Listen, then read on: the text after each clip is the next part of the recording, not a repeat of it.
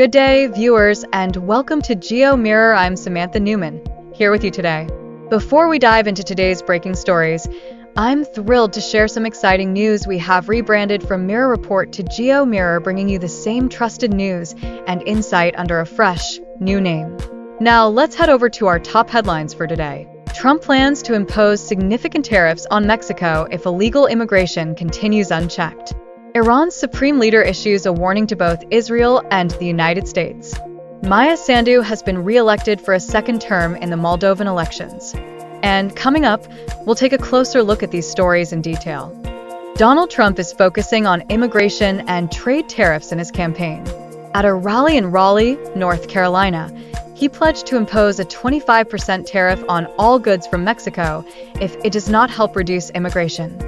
He warned Mexico's President, Claudia Sheinbaum, that if the influx of criminals and drugs continues, he would escalate the tariff to 50% and then 75%. Trump also proposed replacing federal income tax with tariffs, a plan met with skepticism from financial experts who believe it would be difficult to compensate for lost revenue and could shift the tax burden onto lower-income families.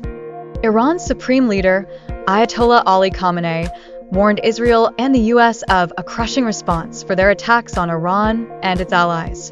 His comments follow an Israeli strike on October 26 that killed at least 5 people.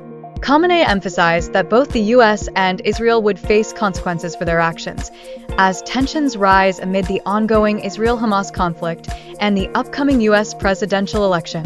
Previously, Khamenei had taken a more measured approach, suggesting that Iran would carefully consider its response to Israel's actions.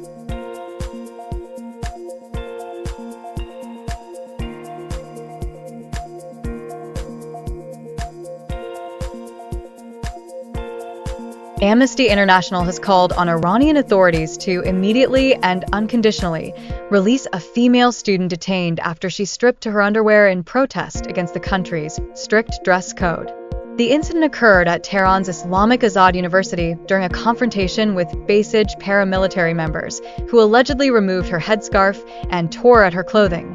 Social media videos show her disrobing and being forcibly taken away by men in plain clothes.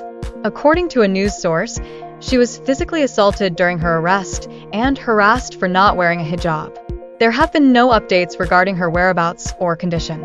Amnesty International has demanded an independent and impartial investigation into the alleged mistreatment. Pro-European incumbent Maya Sandu has secured a second term in Moldova's presidential election, according to preliminary results, bolstering the country's EU ambitions and rejecting Russian influence. The runoff, held on Sunday, was crucial for Moldova's geopolitical direction, determining alignment with either Russia or Europe. With 98% of votes counted, Sandu received 54.35% against Kremlin-backed Alexander Stoyanoglu.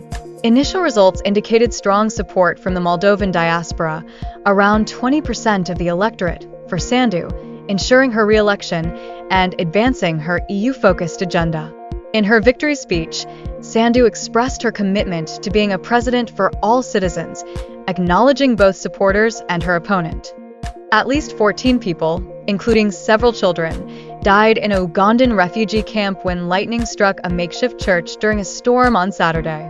About 50 individuals were inside the church in the Palabek camp when the lightning hit its metal roof, killing 5 girls and 9 boys aged 14 to 18. Several others were injured and are receiving treatment. The refugees are mainly from the newer community in South Sudan. Uganda's Minister for Refugees, Hilary Wonek, stated that the government is working with UNHCR to support survivors and assist in delivering the bodies to their families. Uganda has experienced multiple lightning-related fatalities in recent years, including a 2011 incident that killed 18 students at a primary school. That's a wrap for tonight.